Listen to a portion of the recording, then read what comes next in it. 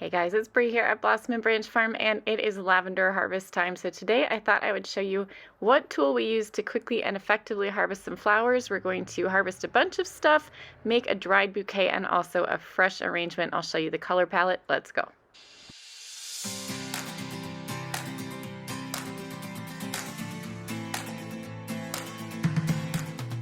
This season, we're proud to partner with Advancing Eco-Agriculture, providing regenerative solutions for growers, and greencoverseed.com. So this is absolutely my favorite time of year at the farm, when the lavender in the front yard field is blooming. We love using lavender in all kinds of recipes. I love to make these cinnamon crumble muffins with lavender sugar. I'll put that recipe down below. But obviously, mostly what we use the lavender for is selling. So we sell it by the bunch at the farm, but my favorite thing to do is have our lavender workshops. So every year, once it's time to harvest the lavender, so usually that's around mid-July, we have a big workshop. Everyone gets to harvest a ton of lavender. We talk about how to prune and some different things you can use lavender with, and everybody has a really great time and comes away with a bunch of lavender. The type of lavender that we grow is called phenomenal, and it is a hybrid lavender. And the great thing about hybrids is that they are clay tolerant. So our soil is very heavy clay.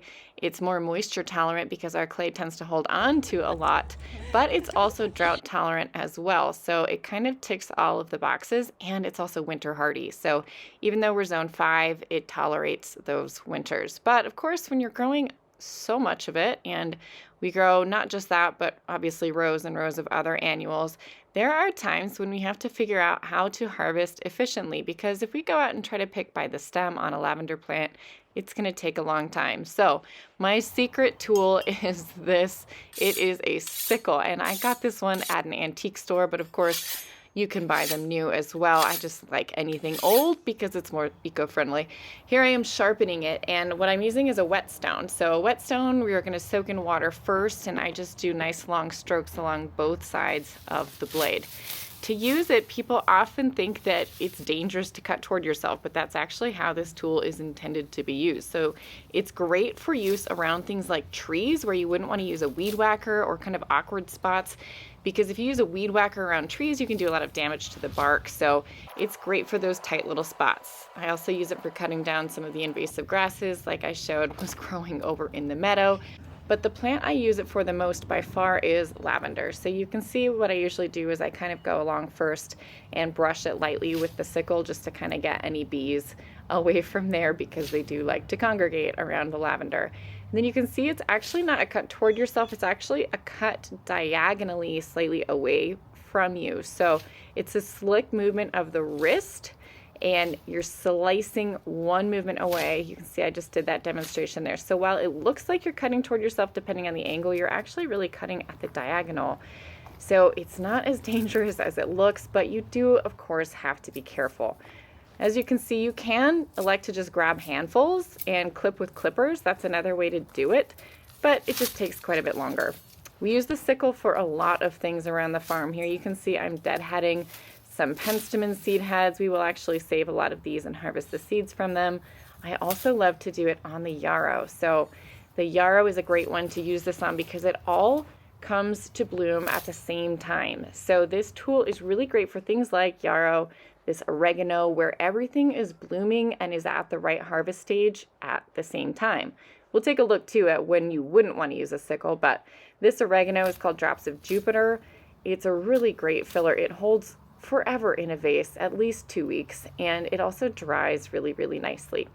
So all the things I'm harvesting here, we're going to put into a bouquet for drying, and I'm also using it to harvest my allium here. So these allium are about to go to seed and start dropping seed. So again, it's a quick way to kind of deadhead things as well as to harvest.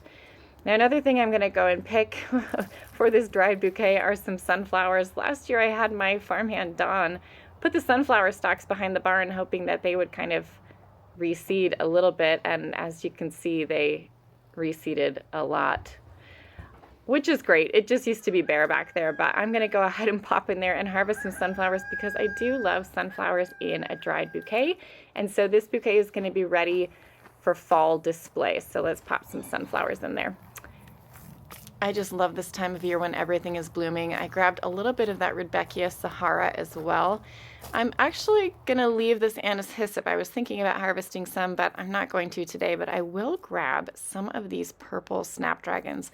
And I love this variety. It kind of has this dusty purple color, so it's not quite so intensely vibrant, which means I think it's going to blend really nicely with this Rudbeckia. It's not a color palette that I usually gravitate toward, but I think with the Rudbeckia, it's going to look really nice. I thought about grabbing some of these Nigella seed heads as well, but I think I'm going to save them for something fall crafty, but I love the architectural piece of that. And look at these beautiful native salvia. Ugh.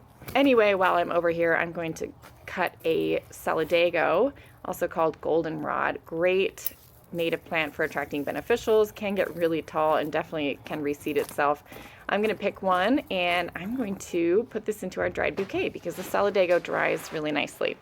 Here is everything we harvested. Now I'm going to make two separate bouquets. So one of the bouquets I'm going to make is going to be kind of my late summer display. I'm going to keep it displayed probably in my house here heading into early fall.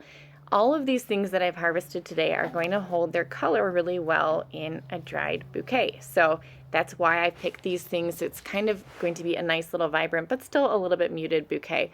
So I'm doing handfuls of the lavender. So whenever I'm incorporating lavender into a bouquet, I like to do it kind of in little chunks or little handfuls for best impact. You could do individual stems of lavender as you're adding them into your bouquet, but it just takes a little bit longer. So I'm doing kind of handfuls and chunks here and there. You can pull flowers out and rearrange, of course, as you go. Remember, it doesn't have to be perfect because as it dries, it is going to change its shape a little bit.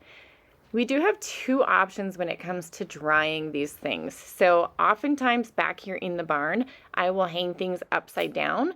So you can do that. There are some downsides of hanging things upside down, which is for me that they get really stiff. So as you can see, all these ones hanging up in the rafters, they do get a little bit kind of, I would describe it as too upright, and then they get a little bit stiff looking when you try to use them later. So I really like to do this method first where I actually build the bouquet and then I let it dry more like this. So you can see how things dry a little bit more naturally if we leave it upright. So I'm going to actually take it off my sink. I'm going to dry it upright.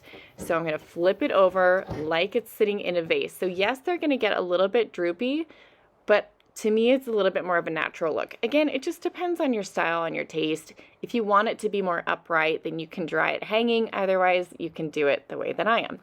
All right, I'm going to take the rest of these and we're going to make a fresh arrangement. So heading to the kitchen, this one's going to be in water. Now, I wouldn't normally harvest snapdragons at this stage. This is a little bit too far gone to sell to a customer. You can see those lower ones were fading, but for myself, I absolutely harvest them at this stage.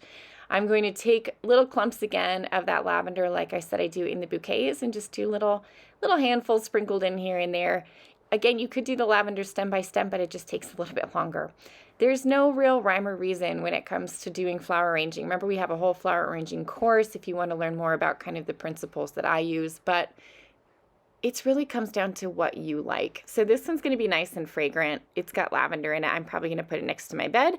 So I'm really only focusing on designing one side of this arrangement, where if it was going to sit on my kitchen table, maybe I'd do all sides. You could see there I was taking the lavender and gently bending the stems. That just helps give them a little bit more of a natural look because lavender can be very upright as well. And then I'm going to tuck all that Rudbeckia Sahara in, and we have our fresh bouquet. I love this color palette. It's not one I usually work with. I usually go more toward the peaches and the pinks, but I think it turned out great. Let me know what you guys think. Don't forget to subscribe, and we'll see you guys around here next time.